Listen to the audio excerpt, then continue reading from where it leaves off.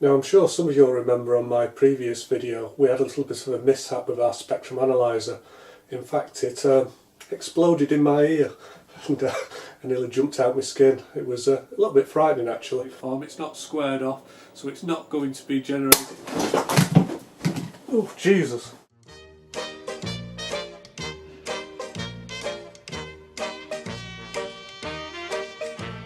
It was a little bit frightening actually.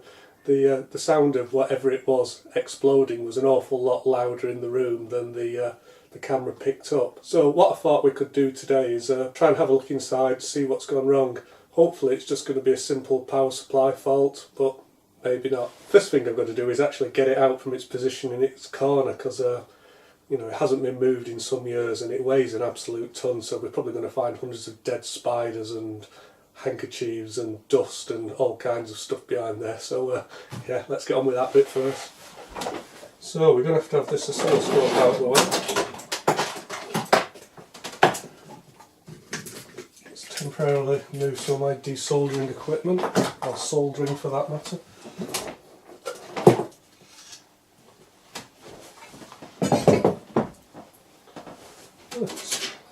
Seem to have found a collection of fuses.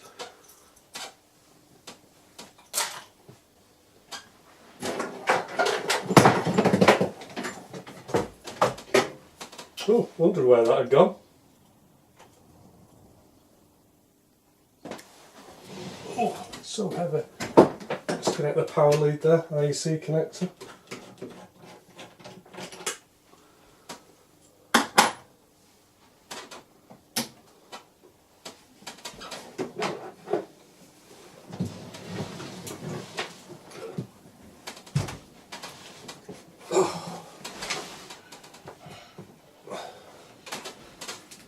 Ooh, well, yeah, we've got some right filth behind there.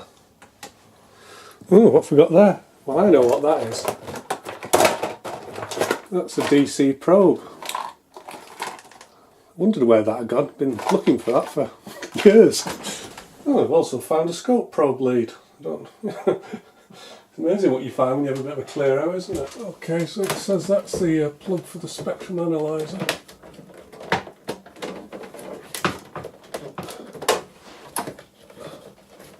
This is one of the little hidey holes where I keep some of my desoldering tools and hot air station, stuff that I don't use every day.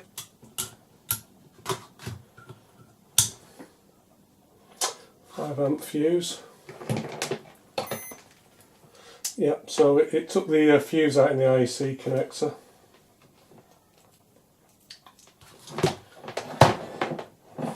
That could be a good sign, because it maybe means that that's something on the primary mains input. Kind of surprised though, it's got these two 2.5 amp fast blow fuses here, and I would have thought that, well, maybe they've gone as well. Maybe we should just double check that.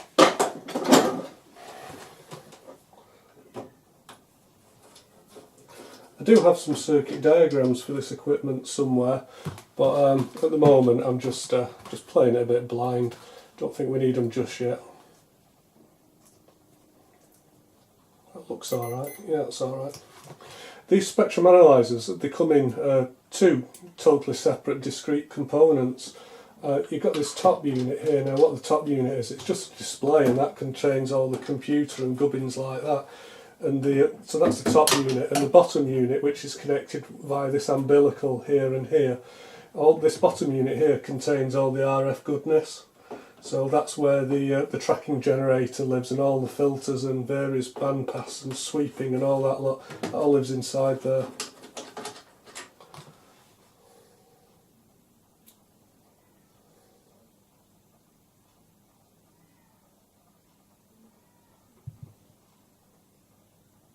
It looks okay as well. Yeah, just looking at these, I said they were fast fuses, didn't I? But these are 2.5 amp and 4 amp time delayed. 2.5 amp, yeah. So depending on whether you're using it at 110 volts or 230 volts, it's got a selector switch there. It either has a 2.5 amp in or 4. So for 230 volts, what we are in the UK, it should have a 2.5 amp fuse in, and that's absolutely correct. So now we need to, I think the next thing is to just open it up.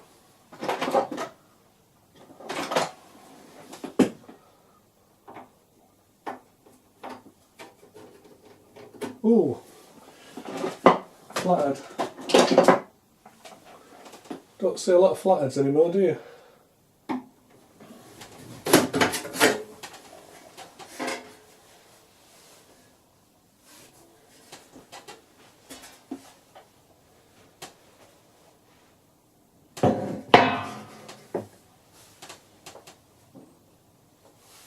Nothing immediately obvious apart from quite a lot of dust in here.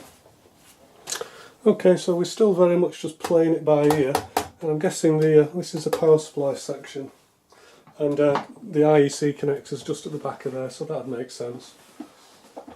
Might as well just give it a wipe with a damp rag, because water and electricity mix well, don't they? I'm guessing this cover has to come off.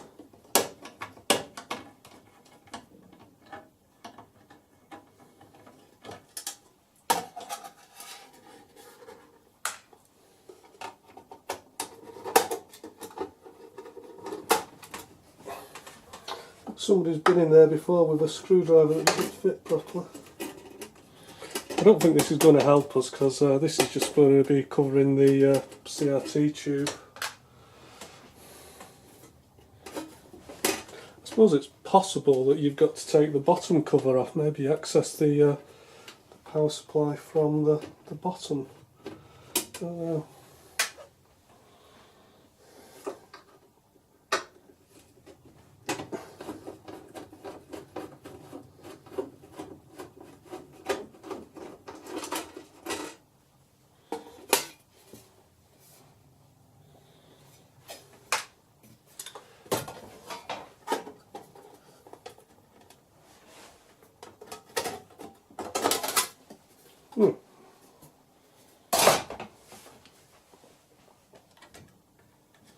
So this top board here just looks like a filter assembler, and I was kind of hoping there might be some X-rated capacitors that might have gone short circuit. That's what I'm really hoping, because if it is that, that's going to make for an easy repair.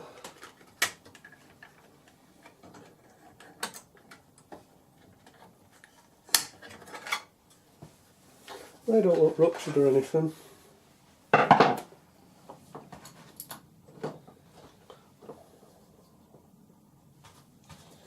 Let's just put the ohm meter on the input to the IEC connector. See if we've got a short circuit.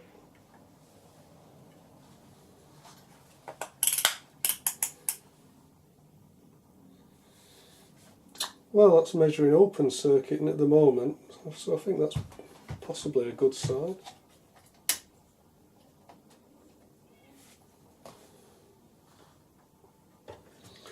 Okay, that's come down to 325 ohms when I switch it on.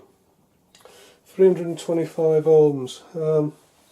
I guess that could just be the input of a transformer. It's not necessarily bad, that, is it? Now, you probably can't make it out, but I can see a black mark around that diode there, D3, whatever D3 is. So I'm wondering if that's what's gone. I can almost see like a metal sheen underneath it, and I'm just wondering if it's spilt its guts. It's not very obvious, but something's gone on there. Well, I'm not exactly sure what the purpose of D3 is. Okay, it's got a short circuit across it that way. It's got a short circuit across the other. So yeah, don't know what D3 is, but it doesn't look healthy, does it? It probably isn't coming out. No, it probably isn't coming out very well on the camera, but I can see kind of I don't know, just a black mark around the circuit board. Maybe almost a metallized sheen under it. It almost looks like a paint splash. You know, I can see something coming out of the component, and I don't know what you call it, like a wave front that's spread out across the board. So although the board is kind of quite dirty and black anyway, it just doesn't look quite right, that. So it kind of shows. I've done a few repairs recently where I haven't really needed to engage any highfalutin test gear. All I've needed to do is use my eyes and I'd have a sniff. And I think there's probably some good advice there, that 90% of the faults that you're going to come across, they're probably going to be visible, especially for things like this, that go with a bang. Now this board looks well buried. I'm not exactly sure how to get it out, but usually a well-made piece of test gear, and no doubt this Marconi is a very well-made piece of test gear. Things are usually fairly obvious how you get them apart. They usually come out as I don't know, one main unit, but it isn't looking totally obvious to me, certainly at this stage, how to do that. So I'm wondering if I need to split the unit into its two parts and take the bottom cover off, because maybe there'll be something more obvious when I take the bottom cover off than there is in the top. So yeah, I'm going to do that.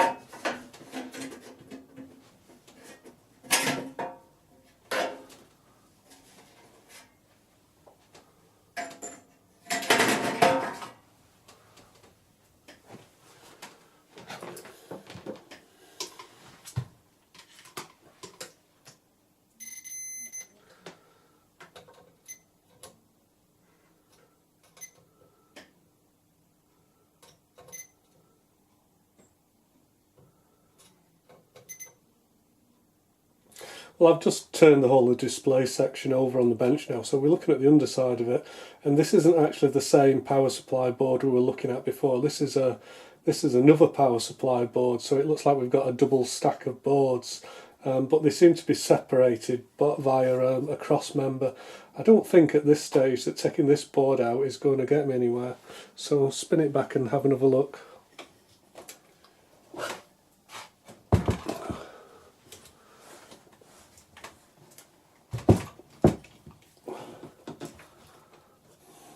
Back to our old friend D3. I think I've just thought of another quick test that I want to do. We know that D3 has got a dead short across it, but I'm wondering if D3 is also going to be shorted to the chassis, because what I'm suspecting might have gone on is maybe that diode's in series with a power supply, and the fact that that has blown means that the actual fault that's caused it to blow could be on another board. Hopefully I'm wrong, but let's try.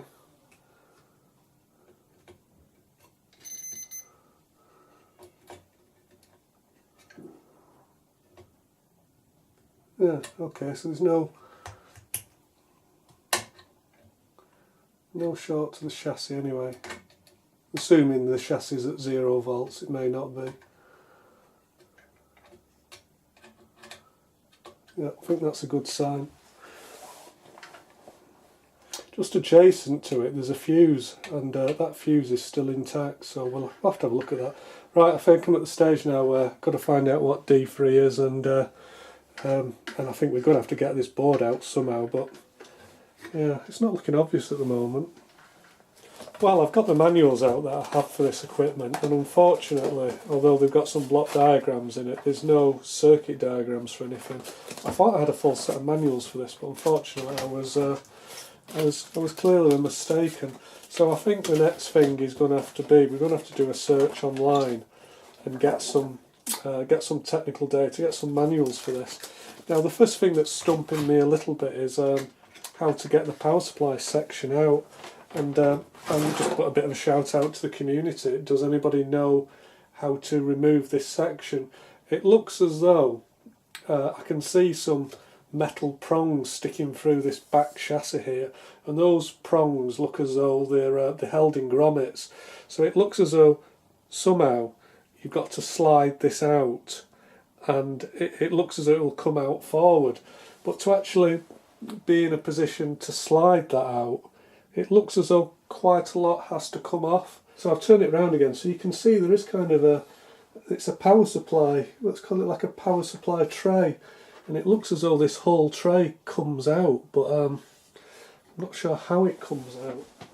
Okay, so I'm just hand holding the camera, so it's all a little bit wobbly. So can you see this? Well, probably easier to touch it. This sheet of metal here, it looks as though it forms part of the chassis that the power supply is mounted to, and it looks as though the two boards maybe come out together.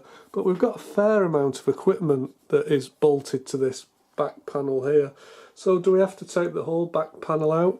So it looks as though this chassis, it's screwed in positively at one end. I think it goes, there's some square section aluminium chassis, I don't know, like a cross member goes, one end of the cross member just goes through some holes in the chassis and it's held with some rubber grommets.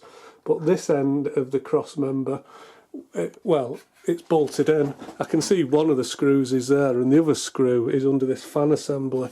And well, to be honest, it just looks as though it's all quite complicated to get out.